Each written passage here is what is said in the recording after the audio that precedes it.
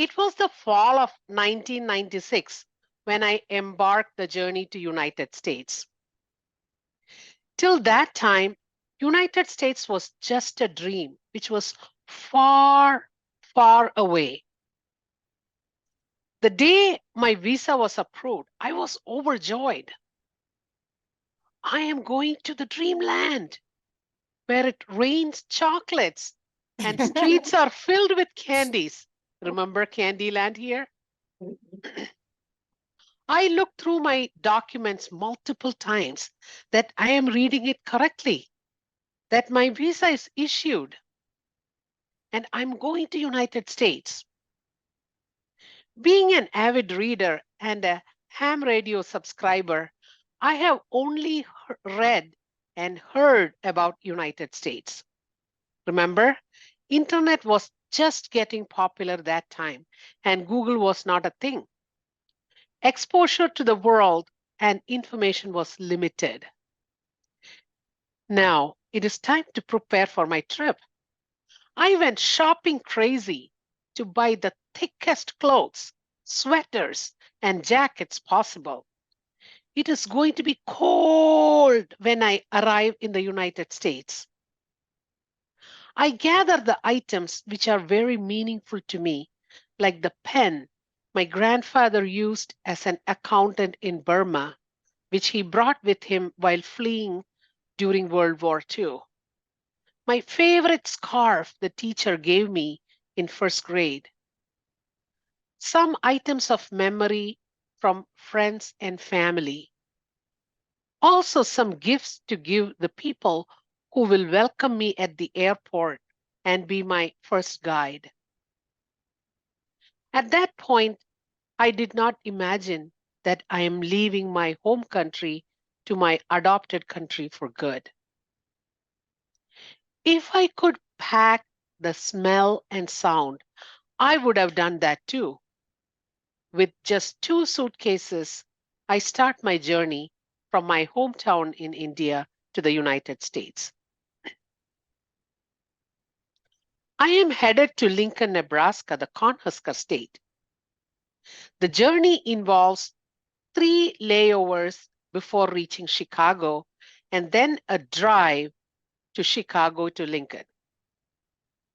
As a first time traveler in airplane, that journey of 2 days and 3 layovers was overwhelming. But the excitement of going to United States surpassed the tiredness. The day I landed in Chicago, it was already snowing.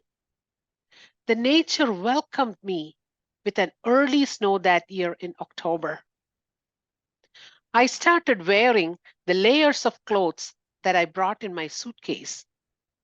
I looked like a scarecrow with that many stuffed layers of clothes, but I didn't feel funny since the feeling of first cold was scary. We have to travel from Chicago to Lincoln.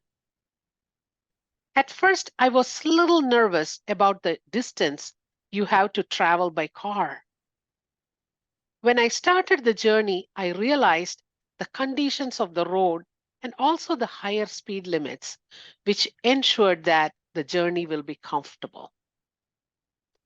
I stared at the brown trees through the windows of the car with the hopes of seeing my first snowfall and the beautiful spring that will follow.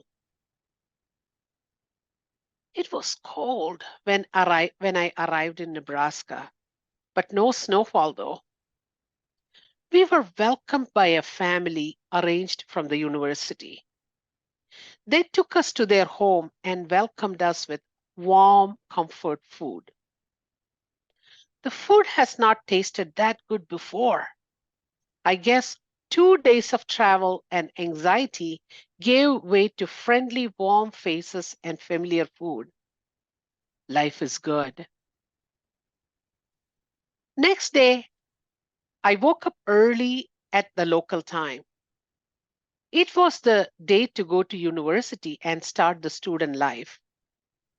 I wore layers of clothes and start venturing out on foot. I had to walk about 2.5 miles from my apartment to the university building.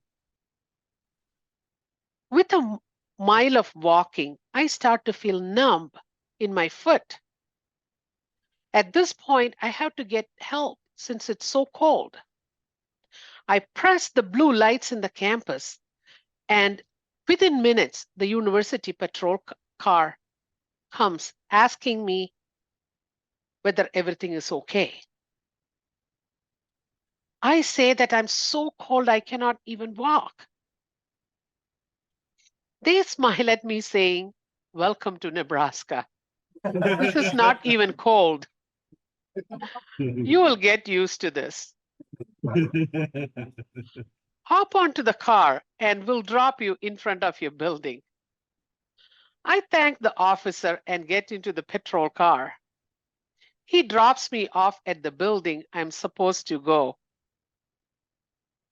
My life in United States starts here, my friends.